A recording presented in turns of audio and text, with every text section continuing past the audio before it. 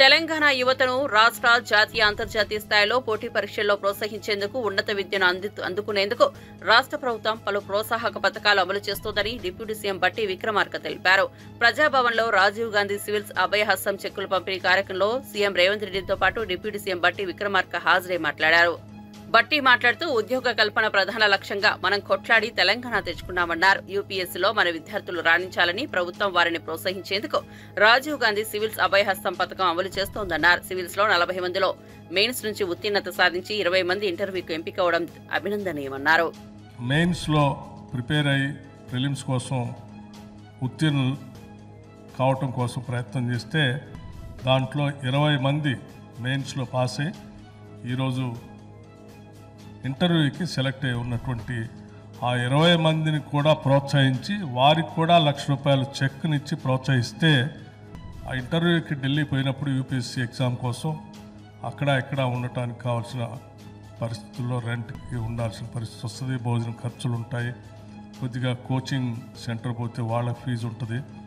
So వీటన్నిటికి కూడా కొంత వెసులుబాటు కల్పించడానికి రాష్ట్ర ప్రభుత్వం నుంచి ₹1,00,000 చెక్ వాళ్ళకి అందిస్తే ఎటువంటి ఇబ్బంది లేకుండా దృష్టి అంతా ఇంటర్వ్యూ మీదనే పెట్టడానికి ఉపయోగపడుతున్నటువంటి ఒక ఉన్నతమైన ఆలోచనతో తిరిగి మళ్ళీ ముఖ్యమంత్రి గారు మంత్రిమండలి ఆలోచన చేసి కేవలం మెయిన్స్ వాళ్ళకే కాదు ఇంటర్వ్యూ పోయే వాళ్ళకు కూడా మనం ప్రోత్సహించాలని చెప్పి ఆలోచనతోనే మరొక ₹1,00,000 చెక్ను వారికి అందించాలనేటువంటి ఆలోచనతో ఈ కార్యక్రమాన్ని ఇక్కడ ఏర్పాటు చేశాం.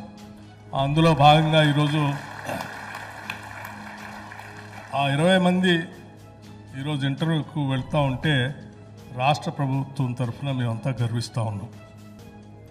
ఈ 20 మంది యూపీఎస్సీ ఇంటర్వ్యూలో పూర్తిగా సంపూర్ణంగా విజయవంతులై అందులో సెలెక్ట్ అయ్యి వస్తే నిజంగా తెలంగాణ రాష్ట్రానికి అంతకంటే కావాల్సింది ఏమీ లేదని కూడా సంతోషిస్తున్నాం.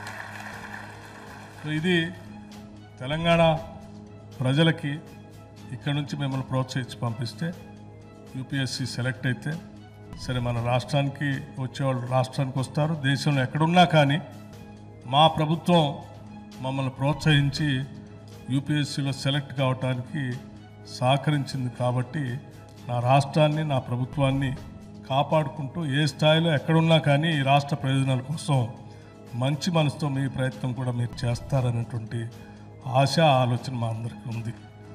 అందుకోసమే మిత్రులారా మీ అందరికీ మీ తల్లిదండ్రులు ఎంత ఆశపడతా ఉన్నారో మీరు సెలెక్ట్ కావాలని ఈరోజు రాష్ట్ర ప్రభుత్వ అధినేతలుగా మేమంతా కూడా ఆశపడతా ఉన్నాం మీరందరూ సెలెక్ట్ కావాలని. అదే మా అందరికీ ఉన్నటువంటి బలమైనటువంటి కోరిక. ఆంధ్రప్రదేశ్ డిప్యూటీ సీఎం పవన్ కళ్యాణ్ తన కుమారుడు అఖిరానందన్ సినిమాల్లోకి రావాలని తాను కోరుకుంటున్నట్టు సినీ నటి రేణు దేశాయ్ తెలిపారు. అఖిరానందన్ సినిమాల్లోకి ఎప్పుడెప్పుడు వస్తాడోనని తల్లిగా తనకు ఆతృత ఉన్నట్లు రేణు చెప్పారు. తూర్పుగోదావరి జిల్లా రాజానగరం మండలం నరేంద్రపురంలో ఐశ్వర్య ఫుడ్ ఇండస్ట్రీస్ నిర్వహించిన ఓ కార్యక్రమంలో రేణు దేశాయ్ పాల్గొన్నారు. ఈ సందర్భంగా సంస్థకు చెందిన 5 రకాల కొత్త ఉత్పత్తులను మేనేజింగ్ డైరెక్టర్ జొన్నాడ శ్రీధర్తో కలిసి ఆమె ప్రారంభించారు. I'm still a very small person in the industry. పెద్దవాళ్ళు మాట్లాడారు ఆల్రెడీ. సో నిజంగా ఇక్కడ this is a very beautiful area. I'm telling you. అంటే నాకు పదాలు రావట్లేదు. నేను చూసిన కంట్రీ సైడ్ విజయవాడ నుంచి రాజమండ్రి ప్రయాణంలో it is very beautiful. It is just beautiful. అంతే. అంటే ఒక heaven like it's a God's blessing that you guys are in this area. And Godavari and మనము బేసిన్ కానీ యూ ఆర్ జస్ట్ బ్లెస్డ్. అదే అనొచ్చు. 100% చేస్తాను. ఇప్పుడు ఎన్నిసార్లు సెకండ్ ఇన్నింగ్స్ చేయాలి నేను అన్నా? నాకు 4-5 సార్లు అయిపోయింది సెకండ్ ఇన్నింగ్స్. ఉన్నాయి 3 మూవీస్. నేను 2017లో మా టీవీతో నీతోనే డాన్స్ చేశాను. దాని తర్వాత టీవీలో ఎంత చేశాను. 2 years ముందు రవితేజ గారితో సినిమా చేశాను. ఇంకా చేస్తానున్నాను. మధ్యలో డైరెక్ట్ చేశాను. సో మా ఇన్నింగ్స్ ఎప్పుడు అవలేదు మళ్ళీ సెకండ్ ఇన్నింగ్స్ అవటానికి. It's like riding a bicycle. మీరు ఒకసారి సైకిల్ నేర్చుకుంటే మళ్ళీ సెకండ్ ఇన్నింగ్స్ ఉండదు సైకిల్ నేర్చుకోవటం. అది it's a part of life, making films and being in films. అబ్బా ఒక్కటి కూడా మీరు వదలరు నాకు. I'm also waiting. నేను మాటికి పదే ప్రతిసారి మీడియా ముందు ఏదో చెప్పినా అంటే మీ అందరికన్నా అన్నిటికన్నా I'm waiting. I'm the mother. నేను తల్లి కదా, కన్న తల్లి నేను. సో మీ అందరికన్నా నాకంత ఉంటుంది. But it is his wish. అతను ఎప్పుడు అంటే అంతే. మీకు కావాలేదా ఇప్పుడు దీని ఐశ్వర్యకి సినిమాకి ఏం కనెక్షన్ చెప్పండి. మీరు శ్రీధర్ గారిని అడగండి. సినీ నటి బీజేపీ నాయకురాలు మాధవీలతకు తాడిపత్రి మున్సిపల్ చైర్మన్ జేసీ ప్రభాకర్ రెడ్డి క్షమాపణలు చెప్పారు. మాధవీలత గురించి ఆవేశంలో మాట్లాడడం తప్పేనని అంగీకరించారు. ఆమెకు మనస్ఫూర్తిగా క్షమాపణలు చెబుతున్నట్లు ప్రకటించారు. ఇదే విషయమై మీడియాతో మాట్లాడిన జేసీ మాధవీలతపై తాను చేసిన వ్యాఖ్యలపై బేషరతుగా క్షమాపణలు చెబుతున్నట్లు ప్రకటించారు. తన వయసు 72 సంవత్సరాలని ఆవేశంలో మాట్లాడాలనే తప్ప ఎవరిని కించపరచాలనే ఉద్దేశంతో మాట్లాడలేదన్నారు. ఎవరి బ్రతుకుతెరువు వారిదేనని అన్నారు. తనను పార్టీ మారమని చెప్పే హక్కు ఎవరికీ లేదని జేసీ ఉద్ఘాటించారు. తన గురించి మాట్లాడిన రాజకీయ నాయకులందరూ ఫ్లెక్సీగా లేనంటూ విమర్శించారు. తాడిపత్రి కోసం ఎంతవరకైనా వెళ్తానని జేసీ మరోసారి వ్యాఖ్యానించారు.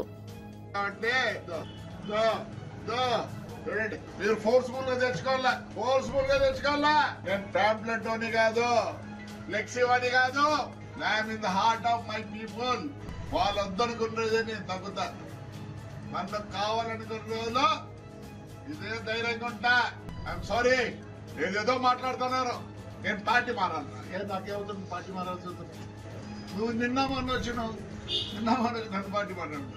నా పార్టీ కాదు నాకు. నేను తెలుగుదేశం పార్టీలు ఉండేది కూడా only because of Chandrababu Naidu. ప్రమాణం చేసి చెప్తాను, ఆయన విషయం బట్టి. ఆయన ఈ పొద్దు అమరావతి అంటా అన్నాడు. పెద్ద ఆయన దగ్గర డబ్బులున్నాయి, నా దగ్గర డబ్బులు లేవు. కనీసం ఒక్క 0.5% అన్నా I will be competitive with Chandrababu Naidu for the development of Tadipatri. I know how to develop. ఆయనకి ఏ విజన్ ఉందో, నేను కాంగ్రెస్ లో ఉన్నప్పుడు ఆయన ఒక్కడే స్లోగన్ ఇచ్చాడు, clean and clean, clean and green. నా మీద మాట్లాడే వాళ్ళందరూ చెప్తాను, పనిచేసి చూపించండి. పదవి ఉండదు, పదవి పోతే మిమ్మల్ని పదకరించేవాడు కూడా ఉన్నాడు. గన్మెన్లు పెట్టుకొని దొరుకుతున్నారు 4-5 మందిని. నా గన్మెన్ కూడా లేడు రోయ్, నా కొడుకు కూడా లేరు గన్మెన్. అవసరం ఏంటికి? అదే ఒక మాట అన్నా అమ్మాయిని, మంచిది కాదు. ఎందుకంటే ఆవేశము, ఓవర్ ఎక్సైటెడ్ అయింది. నాకు ఆ అమ్మాయి అంటే ఏం రాదు పాపం. అమ్మాయిని అంటే నాకేం రాదు పాపం. కార్యకర్తగా కొన్ని మాటలు చెప్పకుండా చేసి, నాకు వయసు 72 సంవత్సరాలు. ఆవేశం ఎక్కువ, మీ అందరికి తెలుసు. ఆవేశంలో పొందింది, అది మాట్లాడింది కావాల్సింది కాదు. So I apologize that girl where it is she. ఎవరు పద్మ గారు ఉంటుంది పాపం, మంచిది కాదు. స్లిప్ ఆఫ్ మై టంగ్ అనుకోండి. కానీ ఈ రాజకీయ నాయకులందరూ మాట్లాడుతారు చూడే, ఎట్లంటే మాట్లాడతాడు, మంచిది కాదు. కేటీఆర్ అసహన ప్రెస్ మీట్ లో ఓ వైపు గంభీరం కనిపిస్తున్నా ఆయన మాటల్లో బేలతనం కనిపిస్తోందని వేములవాడ ఎమ్మెల్యే ప్రభుత్వ విప్ ఆది శ్రీనివాస్ అన్నారు. BRS working president KTR press meet లో చేసిన వ్యాఖ్యలపై స్పందించారు. ఆయన మాట్లాడుతూ అడ్వకేట్లను మాట్లాడుతున్నారని ఆయన చెప్పారంటే కుంభకోణం జరిగినట్లు చెప్పకనే చెబుతున్నారని అర్థమవుతోందన్నారు. కాదేరి కబ్జాలకు అనర్హమన్నట్లు సిరిసిల్లలో 10 ఎకరాల భూములు కబ్జాకు గురయ్యారని ఆరోపించారు. తెలంగాణ భవనం కోసం కేటాయించిన స్థలం కూడా కబ్జాకు గురైనదేనని, వీటిపై కేటీఆర్ గుండె మీద చేయి వేసుకుని చెప్పాలని అన్నారు.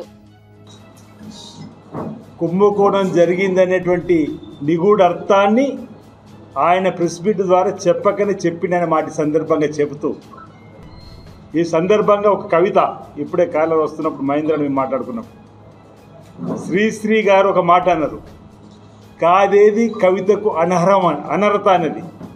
కాదేది కవితకు అనర్హం అన్నట్టుగా కాదేది భూ కబ్జాలకు అనర్హం అన్నట్టు 10 రకాల భూములు సిరిసిల్ల ప్రాంతంలో ప్రైమ్ టైం లొకేషన్లో భూములకు కబ్జా గురైంది వాస్తవం కాదా? మిమ్మల్ని అడుగుతున్న సూటిగా మీ గుండె మీద చేతి వేసుకొని, నిన్న మీరు మాట్లాడిన ప్రెస్ మీట్ పెట్టిన బీఆర్ఎస్ భవన్ కూడా కబ్జా గురైందా లేదా? మీకు ఇచ్చిందెంత ప్రభుత్వ స్థలం, మీరు ఆక్యుపై చేసి నిర్మాణం చేసుకునేది ఎంత? ముందు దానిపైన నిజాలు ప్రజలకు చెప్పంటున్నా. నిన్నటి రోజు మీరు పెట్టిన ప్రెస్ మీట్ బీఆర్ఎస్ భవన్ సైతం కబ్జా గురైంది కేటీఆర్ గారు. ఇది మీ ఆత్మకు తెలుసా లేదా? తెలియకపోతే ఇప్పుడైనా తప్పొప్పుకొని నీ స్థలానికి మిగిలిన స్థలాన్ని మీరు ఇప్పటికే కొంతమంది ఈ స్థలం మాకద్దు, అనర్హమైనటువంటి అంటే ఇది ఈ ప్రభుత్వ భూమి ఎవరైతే అర్హులకు చెందాలనో వారికి కాకుండా మాకు వచ్చినటువంటి తిరిగి మీకు ఇస్తున్నామని చెప్పినటువంటి సందర్భాన్ని గుర్తు చేసుకొని రేపు నువ్వు ఆదర్శంగా ఉండాలనుకుంటే నీ బీఆర్ఎస్ భవన్ కబ్జాకు నీకు ప్రభుత్వం ఇచ్చిన భూమి కంటే మిగిలిన భూమిని ముందుగా నువ్వు ప్రభుత్వానికి తిరిగిచ్చి సమానం చెప్పడం మాట సందర్భం చెప్తున్నా. ఇంతకుముందు కవిత చెప్పినటువంటి ఏముచ్చరైతే ఉందో నేను ఒక 10 రకాల భూములు చెప్తా. ప్రైమ్ టైం లొకేషన్లో 2 కోట్లకు ఎకరం ఉన్న భూములు సైతం 50 లక్షల పైచీలకు ఉన్నటువంటి భూములు సైతం ఈరోజు మీ 9.5 సంవత్సరాల పరిపాలనలో విచ్చలవిడిగా అర్హులకు చెందాల్సిన భూములు, భావితరాల ప్రజలకు చెందాల్సిన భూములు, ప్రజలకు పేద ప్రజలకు చెందాల్సిన భూములు, వాటర్ ట్యాంకుల నిర్మాణమో, స్కూళ్ళ నిర్మాణమో, ఇందిరమ్మ ఇళ్ళ కోసమో ఇవ్వాల్సినటువంటి భూములు ఒక్కొక్కటి చదువుతారు దయచేసి మీరందరూ కూడా. జంగు సిపాయి భూములు. Welcome to top headlines. తెలంగాణలో ఉద్యోగాల భర్తీకి తమ ప్రభుత్వం కట్టుబడి ఉందని సీఎం రేవంత్ రెడ్డి స్పష్టం చేశారు. ఏడాది కాలంలోనే 55,143 ఉద్యోగాలు ఇచ్చామని వెల్లడించారు. ఇది దేశంలోనే రికార్డని పేర్కొన్నారు. 10 ఏళ్లుగా పేరుకుపోయిన ఉద్యోగాలు ఇప్పుడు ఇస్తున్నామని తెలిపారు. గత 14 ఏళ్లలో గ్రూప్ 1 నియామకాలు చేపట్టలేదని రేవంత్ రెడ్డి ఆరోపించారు. గతంలో ఎన్నడూ ఒకేసారి 563 గ్రూప్ 1 ఉద్యోగాలు ఇవ్వలేదని అన్నారు. తాము గ్రూప్ 1 పై కుట్రలని ఛేదించి పరీక్షలు నిర్వహించామని పేర్కొన్నారు. మార్చి 31 లోపు గ్రూప్ 1 నియామకాలు పూర్తి చేస్తామని ముఖ్యమంత్రి రేవంత్ రెడ్డి చెప్పారు. ఇక తెలంగాణ కేడర్ అధికారులు కేంద్రంలో ఉన్న రాష్ట్రం కోసం కృషి చేయాలని పిలుపునిచ్చారు. తెలంగాణ రాష్ట్రంలో మొదటి సంవత్సరంలో డిసెంబర్ 7, 2023 నుంచి డిసెంబర్ 7, 2024 ఒక్క సంవత్సరాన్ని కులబద్దగా తీసుకుంటే 55,143 ప్రభుత్వ ఉద్యోగ నియామకాలు మన ప్రభుత్వం చేపట్టింది. ఇది భారతదేశంలోనే స్వతంత్రం వచ్చినప్పటి నుంచి ఈనాటి వరకు అత్యధికంగా ప్రభుత్వ నియామకాలు చేపట్టడము. ఇంతవరకు ఏ రాష్ట్రము ఏ సంవత్సరం కూడా ఇన్ని ఉద్యోగ నియామకాలు చేపట్టలేదు. 10 సంవత్సరాలు పేరుకపోయిన నిర్లక్ష్యాన్ని, 10 సంవత్సరాలు కోర్టుల్లో నలిగిపోతున్న కేసులను పరిష్కరించుకుంటూ, పోటీ పరీక్షలను నిర్వహించుకుంటూ, అది పోలీసు నియామకాలు కావచ్చు, లేదా టీచర్ల నియామకాలు కావచ్చు, పారామెడికల్ సిబ్బంది కావచ్చు, ప్రతి శాఖలో సింగరేణిలో కూడా ఉన్న కారుణ్య నియామకాలు కావచ్చు, ఇలా చెప్పుకుంటూ వెళ్తే వివిధ శాఖలలో మొదటి సంవత్సరంలో నేను గర్వంగా స్పష్టంగా నేను చెప్పదలుచుకున్నాను, ఏ ప్రభుత్వము ఏ సంవత్సరము అమలు చేయని విధంగా మొదటి సంవత్సరంలోనే 55,143 ఉద్యోగ నియామకాలు చేపట్టడం ద్వారా దేశానికే తెలంగాణ రాష్ట్రం ఆదర్శంగా నిలబడ్డదని చెప్పి నేను ఈ సందర్భంగా చెప్పదలుచుకున్నాను. రెండవది, సివిల్ సర్వీసెస్ తర్వాత పబ్లిక్ సర్వీస్ కమిషన్ ద్వారా నియామకాలు జరిగే గ్రూప్ 1 పోస్టులు 2011 సంవత్సరంలో ఇచ్చిన నోటిఫికేషన్ ద్వారా నియామకాలు జరిగితే ఈరోజు 2025 సంవత్సరం 14 సంవత్సరాలలో గ్రూప్ 1 నియామకాలు చేపట్టలేదు. ఆనాడు ఉమ్మడి రాష్ట్రం కావచ్చు, లేదా 10 సంవత్సరాల తెలంగాణ రాష్ట్రంలో ఇంతవరకు గ్రూప్ 1 పబ్లిక్ సర్వీస్ కమిషన్ నియామకాలు చేపట్టలేదు. అడ్డంకులను అధిగమించి ఉన్న ఖాళీలను అన్నిటిని కూడా లెక్కగట్టి 563 గ్రూప్ 1 పోస్టులకు ఇంతవరకు ఉమ్మడి రాష్ట్రంలో కూడా 563 నియామకాలు ఎప్పుడూ జరగలేదు. మొదటిసారి 563 గ్రూప్ 1 పోస్టు ఖాళీలను రాబోయే 2 నెలల మన నియామకాలు చేపట్టబోతున్నాం. మనం జీవోలు ఇచ్చినప్పుడు ఎవరు ప్రశ్నించలే, మన ప్రిలిమ్స్ ఎగ్జామ్స్ కండక్ట్ చేసినప్పుడు ప్రశ్నించలే. ఏపీలో కూటమి విజయం సాధించిన తరువాత ప్రధాని నరేంద్ర మోదీ తొలిసారి రాష్ట్రానికి వస్తున్నారు. ఈ నెల 8న మోదీ విశాఖలో పర్యటించనున్నారు. ఈ నేపథ్యంలో ఏపీ విద్య, ఐటీ, ఎలక్ట్రానిక్స్, ఆర్టీపీఎస్ శాఖ మంత్రి నారా లోకేష్ విశాఖకు వెళ్లారు. మోదీ పర్యటన ఏర్పాట్లను లోకేష్ స్వయంగా పర్యవేక్షించారు. ఆయన వెంట మంత్రులు అచ్చెన్నాయుడు, డోలా బాల వీరాంజనేయ స్వామి, కొండపల్లి శ్రీనివాస్, పార్టీ సీనియర్ నేత కళా వెంకట్రావు కూడా ఉన్నారు. ప్రధాని పర్యటన నేపథ్యంలో ఏర్పాట్లకు సంబంధించి విశాఖ కలెక్టరేట్లో ఉన్నతాధికారులు, కూటమి ప్రజాప్రతినిధులతో మంత్రి నారా లోకేష్ నేతృత్వంలోని మంత్రుల బృందం సమీక్షా సమావేశం నిర్వహించింది. ఈ సందర్భంగా ప్రధాని పర్యటనకు సంబంధించి ఎలాంటి అవాంఛనీయ సంఘటనలు జరగకుండా పటిష్ట ఏర్పాట్లు చేయాలని అధికారులకు, ప్రజాప్రతినిధులకు మంత్రుల బృందం దిశానిర్దేశం చేసింది. ఈ సమీక్షా సమావేశంలో ఉత్తరాంధ్ర జిల్లాల కూటమి ప్రజాప్రతినిధులు, నాయకులతో పాటు ఇతర ఉన్నతాధికారులు పాల్గొన్నారు. మీరు చూస్తే నేను చెప్పిన దాంట్లో కేవలం ఉత్తరాంధ్రకే కాదు, లేదా దక్షిణాంధ్రకే కాదు, అన్ని ప్రాంతాలకి సమానంగా పనులు చేయాలి, అన్ని ప్రాంతాలు సమగ్ర అభివృద్ధి చెందాలన్న ఆలోచనతోనే ఎన్డీఏ ప్రభుత్వం నాడు నేడు ఎప్పుడు పనిచేస్తుంది. సో ఈ రోడ్ షోని, బహిరంగ సభని ప్రజలందరూ జయప్రదం చేయవలసిందిగా కోరుతున్నాం.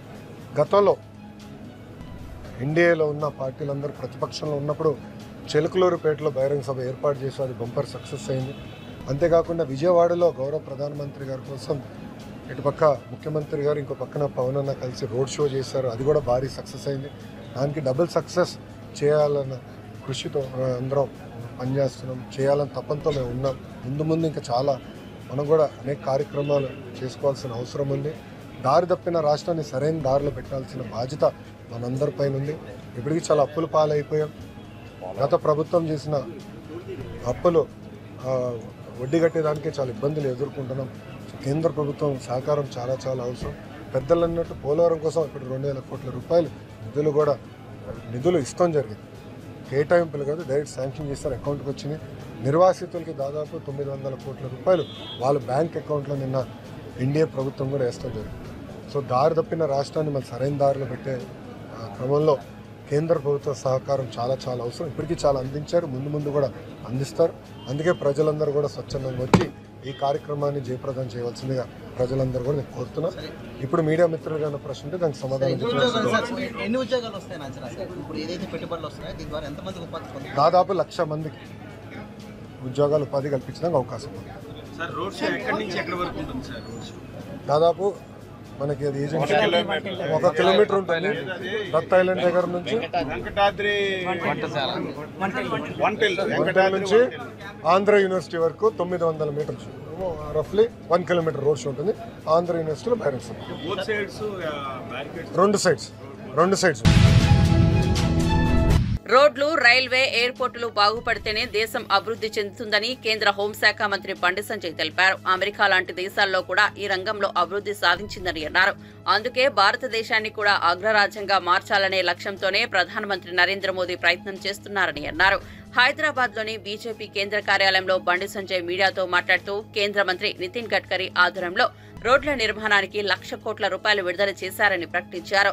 గ్రామాల నుంచి నగరానికి, రాజధాని వరకు రోడ్ల నిర్మాణం చేస్తున్నారని తెలిపారు. 10 ఏళ్లలో తెలంగాణకు 32,000 కోట్ల రైల్వే కోసం విడుదల చేశామని గుర్తు చేశారు. సికింద్రాబాద్ రైల్వే స్టేషన్కు 720 కోట్లతో అభివృద్ధి చేస్తున్నామని తెలిపారు. 350 కోట్లతో నాంపల్లి రైల్వే స్టేషన్ను అభివృద్ధి చేస్తున్నామని చెప్పారు. సోమవారం వర్చువల్ గా రైల్వే టెర్మినల్ ను ప్రధానమంత్రి నరేంద్ర మోదీ ప్రారంభిస్తారని చెప్పారు. గూడ్స్ రైళ్లు ఇక్కడ నుంచి ప్రయాణం చేస్తాయని వివరించారు. 25 రైళ్ల రాకపోకలు కూడా ప్రారంభం కానున్నాయని అన్నారు. ఇదేంటంటే 6 గ్యారెంటీల మీద ప్రజల దృష్టి మళ్లించడంలో లేదా ప్లాన్ ఇది. గతంలో కేసీఆర్ ప్రభుత్వం చేసింది ఇదే. ఇలా కాంగ్రెస్ పార్టీ ప్రభుత్వానికి మోసం చేయడంలో గురువు కేసీఆర్. వీళ్ళు ప్రజల సమస్యలను 6 గ్యారెంటీలను ఏ విధంగా పరిష్కరించాలని చెప్పి, ఏ విధంగా పాలన కొనసాగించాలని చెప్పి స్టడీ చేస్తలేదు, దాని గురించి పట్టించుకోలేరు. కేసీఆర్ గతంలో ఏ విధంగా 10 సంవత్సరాలు మోసం చేసిండు, ఏ విధంగా ప్రజలను నమ్మించిండు, వాగ్దానాలను విస్మరించి ప్రజలతో అయితే మళ్ళీ ఎట్లా మోసం చేసి ఎట్లా అనుకోబడ్డాడు, ప్రజలు ఏ విధంగా మోసం చేసిండో అని చెప్పి ఆ విషయంలో శిక్షణ పొంది తిరిగి సేమ్ మోసాలు ఇలా కాంగ్రెస్ పార్టీ చేస్తున్నది. వాళ్ళు ఎందుకంటే అధికారులు వాళ్ళే, నాయకులు వాళ్ళే, దానిలోకి ఎలక్షన్ వాళ్ళు సగం పొందున్నారు. ఆ బీఆర్ఎస్ పార్టీ ప్రభుత్వంలో ఏ విధంగా మోసం చేసిన అధికారులు వాళ్ళు దానిలో సగం మంది వీళ్ళ సంఖ్యలో ఏరారు. కాబట్టి ఏ విధంగా మోసం చేయాలనో ఇవాళ ప్లాన్ చేస్తున్నారు. ఇవాళ కేసీఆర్ అంతే, ఏదైనా ఇష్యూ వచ్చినప్పుడు టక్కన డైవర్ట్ చేస్తుండే దాని. ఇక మరి వెంటనే ఇక మళ్ళీ దాని గురించి చర్చ జరగదు. మీడియాలో బ్రేకింగ్ కానీ, తెల్లారి హెడ్లైన్స్ కానీ మొత్తం కొత్త ఇష్యూ అది. ఇక రైతుల ఇష్యూ వచ్చినప్పుడు ఇంకో ఇష్యూ తయారు చేస్తుండే, ఇష్యూ క్రియేట్ చేస్తుండే, ఆయన తయారు చేస్తుండే చర్చ జరగకుండా. సేమ్ కాంగ్రెస్ పార్టీ ప్రభుత్వం కేసీఆర్ ఎట్లా చేసిందో సేమ్ అట్నే చేసే ప్రయత్నం చేస్తున్నది వాళ్ళు. ఇప్పుడు లోకల్ బాడీ ఎలక్షన్స్ ఉన్నాయి. లోకల్ బాడీ ఎలక్షన్స్ ఇలా తల మీదకి వచ్చాయని చెప్పి, ఎందుకంటే మార్చి లోపల ఎన్నికలు నిర్వహించకుండా లోకల్ బాడీ ఎలక్షన్ జరగకుంటే ఇలా 15th ఫైనాన్స్ నుంచి రావాల్సినటువంటి 2,000 కోట్ల రూపాయల నిధులు ఆగిపోతాయి. కాబట్టి 80% ఎన్నికలు జరపాలి. ఎన్నికలు గెలవాలంటే కొత్త 6 గ్యారెంటీలు పక్క పెట్టి మళ్ళీ ఏదో హామీలు నెరవేరుస్తున్నట్టు చెప్పే ప్రయత్నం చేస్తుంది వాళ్ళు. అందుకే రైతు భరోసా, నేను తెలంగాణ సమాజానికి ఒకటి విజ్ఞప్తి చేస్తున్నాను. మీరు కాంగ్రెస్ పార్టీ మోసపూరితమైన మాటలు నమ్మి మోసపోకండి. గతంలో కేసీఆర్ గారు ఇదే విధంగా వివరించారు. విశాఖ సెంట్రల్ జైల్లో సెల్ ఫోన్లు దొరకడంపై విచారణ జరుగుతోందని హోంమంత్రి అనిత స్పష్టం చేశారు. కారాగారంలో పరిసరాలను అధికారులతో కలిసి ఆమె పరిశీలించారు.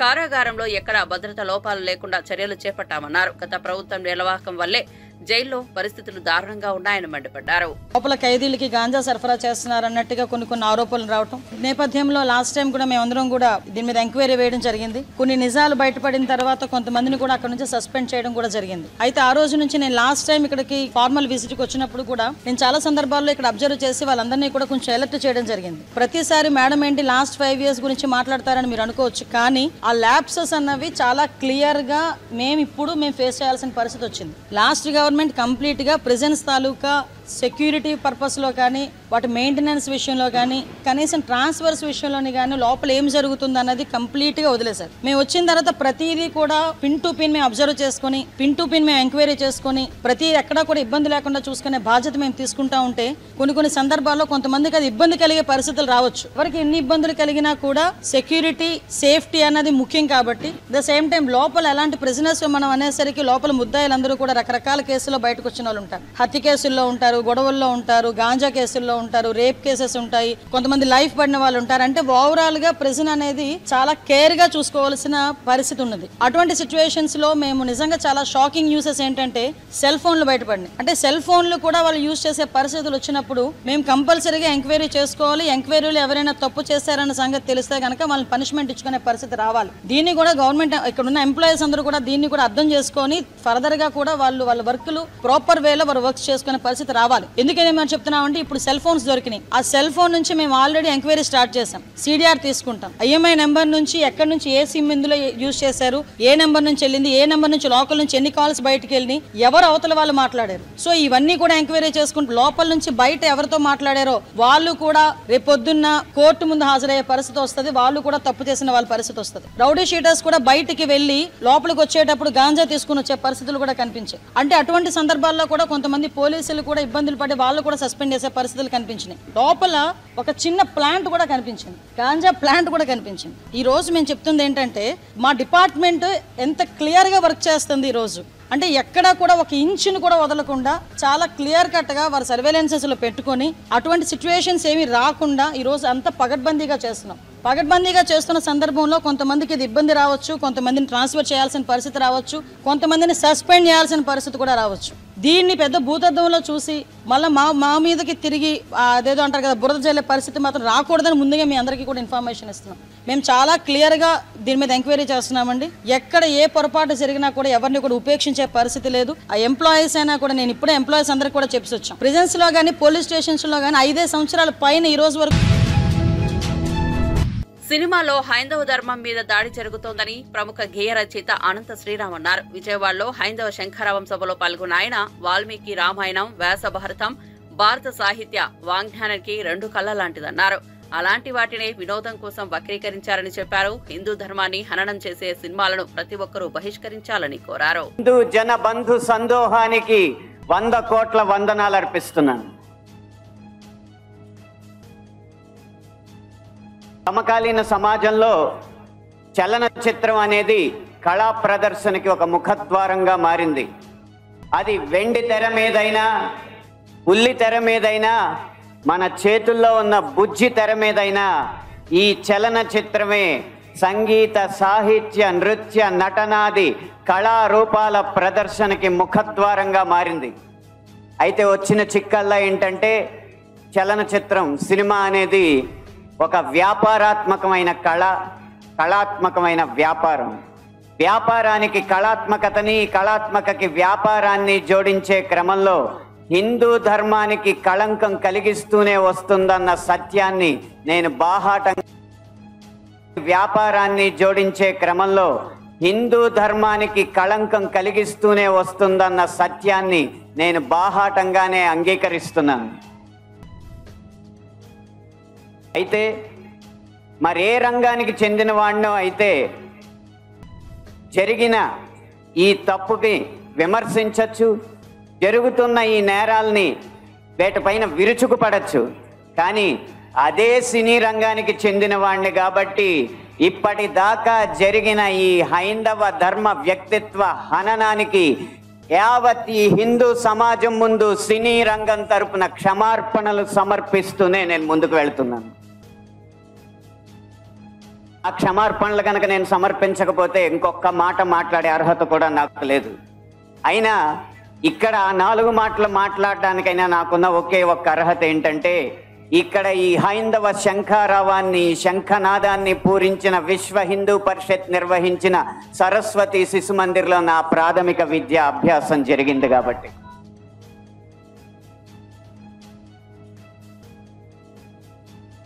సినిమాల్లో హైందవ ధర్మం మీద దాడి ఎలా జరుగుతుంది, హైందవ ధర్మ హననం ఎలా జరుగుతుంది అనేది ఒక 3 కోణాల్లో 3-4 ఉదాహరణలో క్లుప్తంగా విభజించి వివరించే ప్రయత్నం చేస్తాను.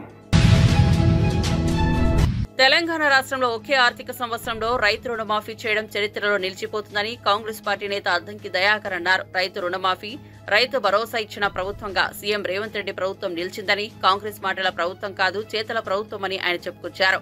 అలాగే బీజేపీ, బీఆర్ఎస్ పార్టీలు వ్యవహరిస్తున్న తీరుపై ఆయన ఫైర్ అయ్యారు. బీజేపీ, బీఆర్ఎస్ ప్రయత్నాలు రైతులను దోచుకుంటున్నాయని అన్నారు.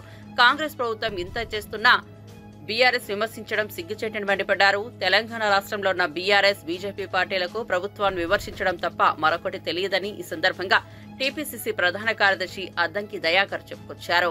ప్రభుత్వం తీసుకున్నది ఇదే కాకుండా బోనస్, అన్ని పంటలకు మద్దతు ధరతో పాటు పంట నష్ట పరిహారం, రైతు బీమా కూడా ఇస్తున్న ఏకైక ప్రభుత్వం. వ్యవసాయ పనిముట్లకు కూడా సబ్సిడీలు ఇచ్చి డ్రిప్ లాంటి వాటిని కూడా మళ్ళా పునరుద్ధరించే కార్యక్రమం ఈ ప్రభుత్వం తీసుకున్నది.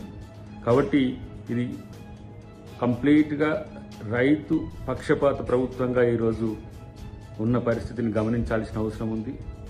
ప్రతిపక్షాలు కూడా ఆ విషయాన్ని గమనంలోకి తీసుకోకుండా ఇష్టానుసారంగా మాట్లాడటం అనేది మాత్రం చాలా విచిత్రం. ఇలాంటి పరిస్థితిని ఎక్కడ కూడా ఏ రాష్ట్రంలో కూడా ప్రతిపక్షాలు ఇట్లా ఉండగానైతే నేను చూడలేదు. కాబట్టి రైతులు సంతోషంగా ఉన్న సందర్భంలో ఇలాంటి పరిస్థితులు తీసుకురావడం అనేది తప్పు అనేది నా యొక్క అభిప్రాయం. కాంగ్రెస్ ప్రభుత్వము మాటలు చెప్పడమే కాదు, ఆ పనిని చేసే ప్రభుత్వం. ఇది చేతల ప్రభుత్వం, చేతి గుర్తు ప్రభుత్వం. గుర్తుంచుకోండి, మీలాగా గులాబీ కమలంలాగా 2 చెవుల్లో పూలు పెట్టే ఎర్రి పుష్పాలు కాదు. ఇలా చేతి గుర్తుకు సంబంధించిన అంశంలో ప్రతి ఒక్కరికి ఆ నమ్మకం ఉంది, ఆ అభయ హస్తం ఉంది. ఇలా ఇందిరమ్మ పేరు మీద కూడా ఆ పథకానికి పేరు పెట్టుకోవడం వల్ల కూడా రైతులకు ఒక భరోసా కూడా వచ్చింది. కాబట్టి ఇలా ఇష్టానుసారంగా మేమేదో చేస్తున్నామని చెప్పుకొని గఫాలు కొట్టే బీఆర్ఎస్ కానీ బీజేపీ కానీ మీరు ఏదైనా చెయ్యండి, వాళ్ళ కొరకు ఏదైనా చేసిన చరిత్ర మీద లేదు, వాళ్ళని దోచుకున్న చరిత్రే ఉంది.